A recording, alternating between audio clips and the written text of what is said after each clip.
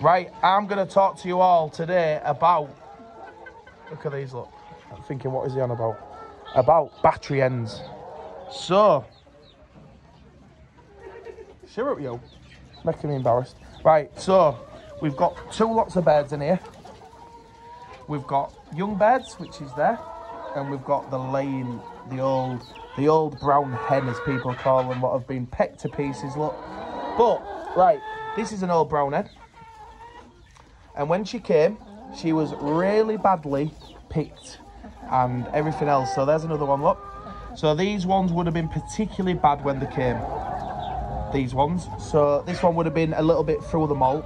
So I'm going to tell you how to stop these birds looking like they do and get them into this condition. So you can see the young birds are really dark. This one's ginger, more ginger. It's a different breed.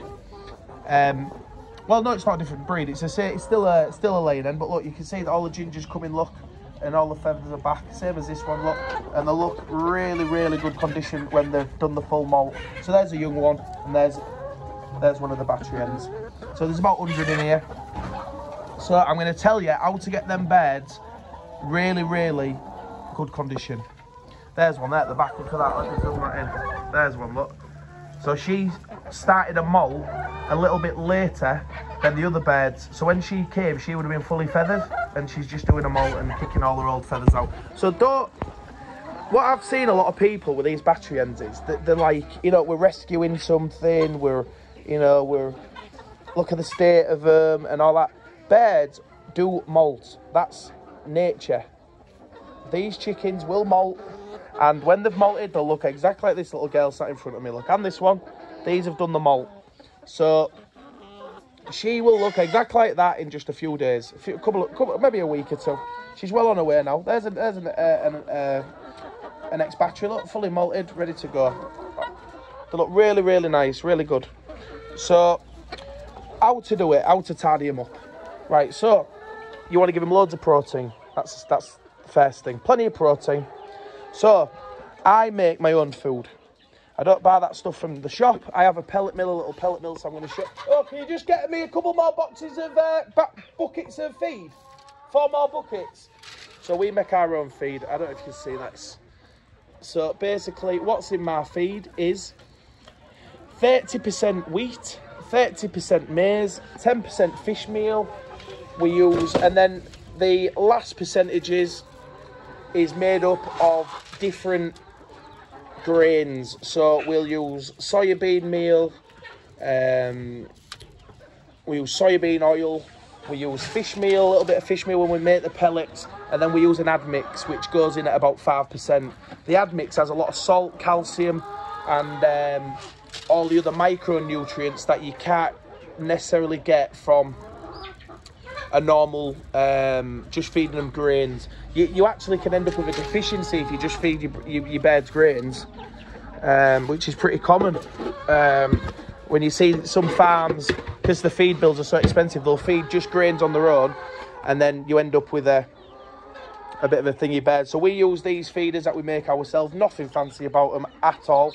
Just a bucket with a little hole in the side and a piece of guttering going through into the inside, and they peck it, and you can see round, there's no waste at all, right? Okay, look at this, no waste. And then we have another feeder where they can peck at it and look at all the stuff around it, look.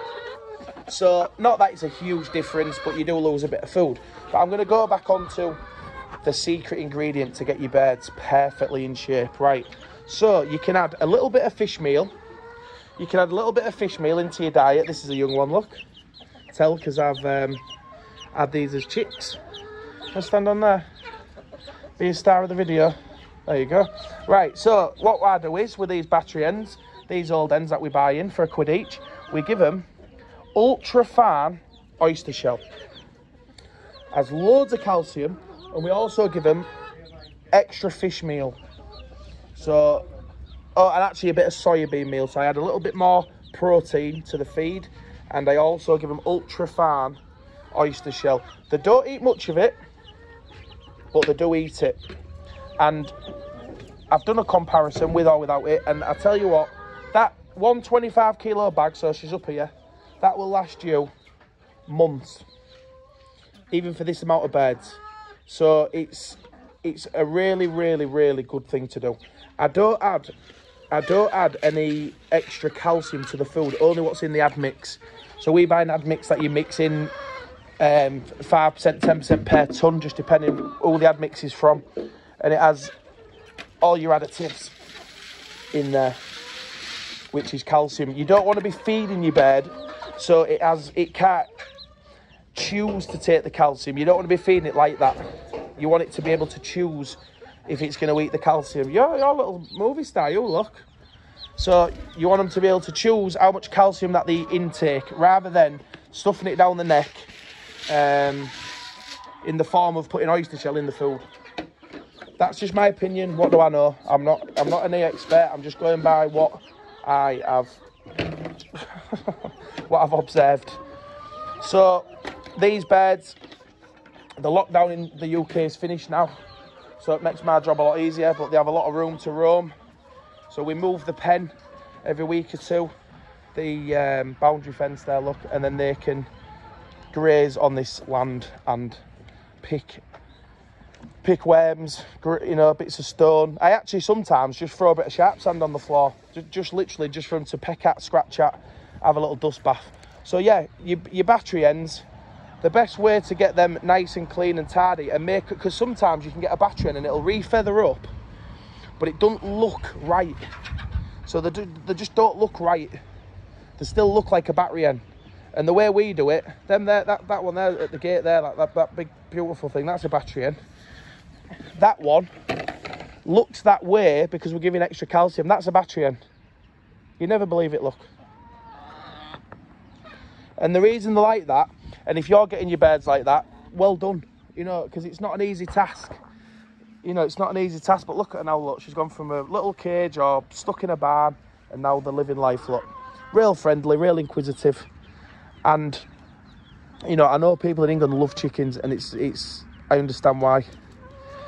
So, going back to what I say, bit of extra protein. You can feed them your own eggs. I know there's a lot of laws around what you can and can't feed chickens in regards to food and different stuff. You know, you could... I actually know a guy who used to put a couple of bags of dog food per mill it up and put it into his food to give him extra protein and calcium, because dog food has a lot of calcium and it was an easy way to get it into him. But obviously, you know, there's different laws and stuff, so we just feed grains and we supplement the calcium. If they're particularly bad, you can give a bit of calcium in the water, but, you know, whether that's worth doing, I don't know. They seem to just make a massive difference if you add some sort of extra calcium to the diet, and they can add it to their own diet themselves. So I hope everybody enjoyed this video. There's not a lot of people in England who actually do videos on chickens, so I'm going to try and post one every few days through summer and see how we go. We might get people who are interested. And what we do here, if you've stayed around to watch the videos, so we're like a sustainable farm. We're not lunatics who, you know, sellotape ourselves to motorways or out like that. But we do save a lot of these red hens, the old hens as I call them. And, you know, there's two things to think about. One is that they're only £1 each. So if you buy 1,000, it's £1,000. And if you buy a young hen, it's 6,000 quid. And they do still lay, you know, pretty well. They're never going to lay as well as a young hen, not in a fair season. You know, young hen will lay every day. These ones you might get one, you know, a couple every two eggs every 3 days maybe. So the egg production does drop off, but does it offset it against the price of the eggs? But it's still nice to have a load of birds, and you know, you don't need a load of land. She's coming nice, look. She's getting loads of colour. So you don't need loads of land. You can have 1,000 birds in a big garden, as long as your neighbours are all right and you've got you're a bit out the way. We're probably using not even 1/4 of an acre here. Not even that, not 1/8 of an acre. And you can comfortably have 1,000 birds, as long as you've got room for them to get outside and run around. Basically, that's just a sleeping box, basically. A very, very big one. Obviously, in them barns, when I see the pictures on the internet, you know, I've never been in one, but they can't move. There's just no room, where you know, we give them as much room as we can. And then in the summer, when it gets warm and we're down here a lot more through the day, you know, when we're down here and sat on the deck chairs enjoying ourselves, we'll just take the fence away, and they can go out, and then they go in themselves on the night. So it's nice and easy, nice and simple. Yeah, so I hope you enjoyed my video, and I'll see you soon. Bye.